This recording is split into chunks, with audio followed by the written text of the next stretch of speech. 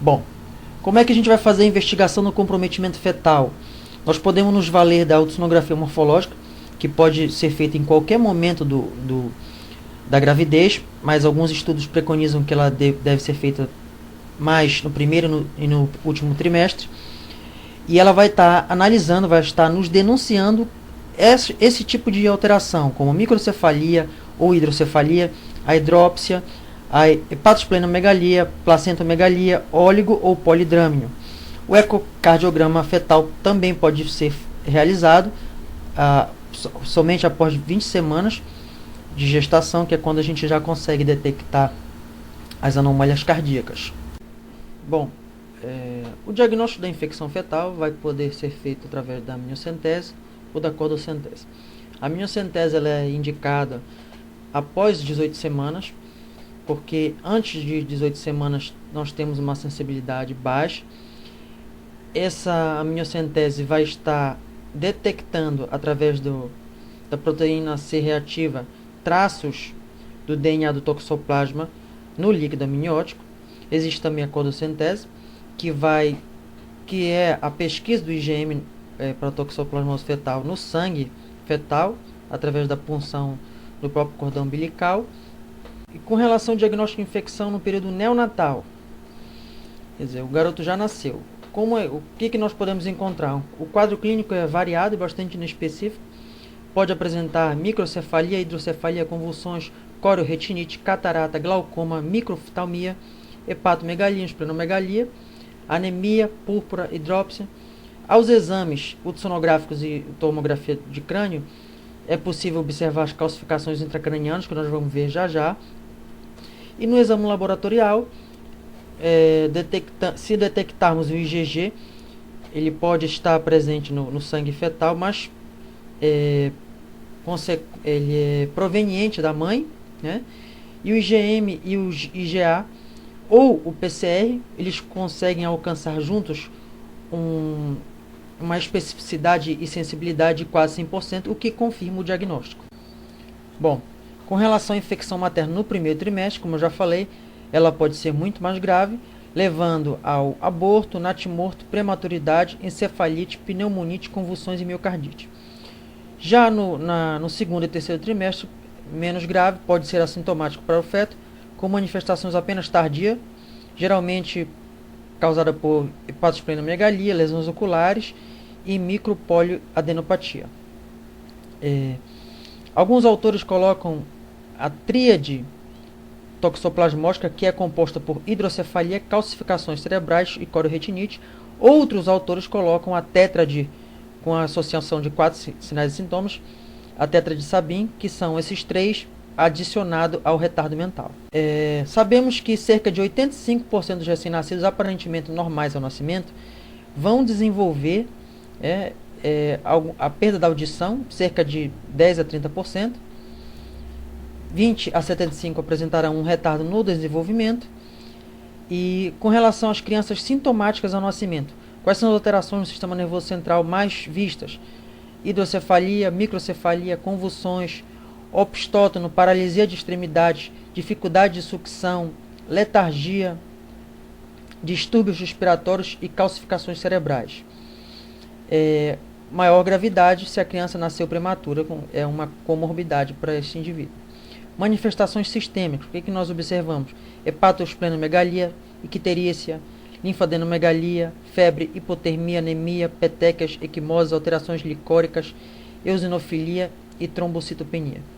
E com relação às manifestações oculares, temos aí retinocoroidite, microoftalmia, estrabismo, nistagmo, catarata, atrofia e até atrofia de nervo óptico. Agora, aqui para ilustrar a calcificação periventricular, dilatação ventricular e calcificação intracerebral, não necessariamente periventricular. Aqui é o ultrassom, percebemos, além da hidrocefalia, a dilatação ventricular, as calcificações aqui nessas setas, certo? E a calcificação periventricular tão intensa, capaz de formar um halo. Aqui alterações na retina, né? A corioretinite que pode ser observada. Aqui a ultrassom, novamente, as calcificações intracerebrais, além da hidrocefalia. Essa imagem ilustra a hidrópsia e a hidrocefalia. Bom, com relação à transmissão placentária, aproximadamente 40 das mulheres, se não forem tratadas, transmitirão a doença. Lembrando que a forma infectante para o feto é o taquizoide, que tem a capacidade de atravessar a barreira placentária. No Brasil, cerca de 25 a 40% das gestantes são soronegativos para a toxoplasmose. Isso aí é uma divergência de estudos. Alguns estudos apontam 45, 50% das gestantes são soronegativas. O risco da infecção aguda durante a gestação é de aproximadamente 1%. Quando ela ocorre, a chance de infecção fetal é de cerca de 30% dos casos, levando a infecção fetal, que pode ser grave, como eu já falei, no primeiro trimestre mais grave, no segundo menos e no terceiro menos ainda. Com relação ao tratamento, se não houver ainda comprovação da infecção fetal, utiliza-se a espiramicina, 500 mg, sua posologia de 2 comprimidos de 8 em 8 horas durante toda a gestação. Se já houver comprovação da infecção fetal, algum subsídio, algum exame de imagem que indique que há a infecção fetal, ou se você não tem condições de realizar um PCR e risco de infecção fetal, você vai começar com uma associação com a pirimetamina, sulfadiazina e o ácido folínico nessas posologias. Lembrar que esse esquema deve ser alternado com a espiramicina a cada 3 semanas, por ter drogas que têm uma toxicidade maior, né? A pirimetamina está contraindicada no primeiro trimestre de gravidez. Alguns estudos dizem que ela é teratogênica. A sulfadiazina seria contraindicada no terceiro trimestre de gestação pelo risco de desenvolvimento de kernicterus. Há alguns estudos que dizem que não há estudos suficientes para afirmar que a pirimetamina e a sulfadiazina são contraindicadas neste momento. Temos algumas alternativas, como a clindamicina, azitromicina e claritromicina, que podem substituir a sulfa.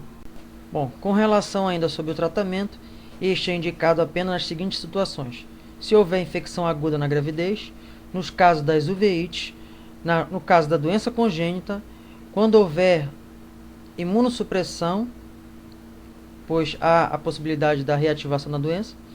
E as drogas mais utilizadas são, na gravidez, a espiramicina e a clindamicina, além dos esquemas que nós já vimos.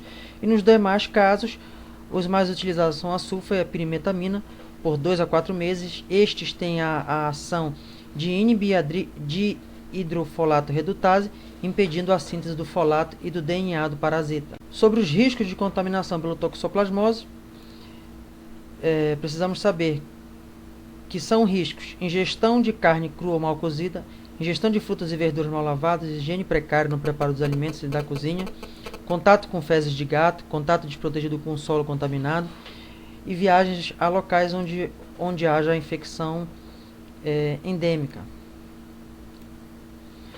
Sobre a profilaxia primária e secundária, para finalizar: a primária, evitar o consumo de carnes cruas e mal cozidas, manipular terra ou fazer serviço de jardinagem, evitar comer alimentos crus ou mal lavados, contato com os gatos de procedência ignorada.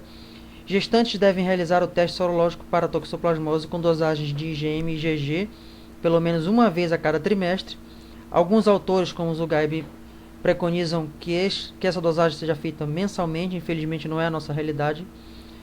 Com relação à prevenção secundária, deve-se evitar a infecção fetal com o uso da espiramicina naqueles esquemas que nós já vimos.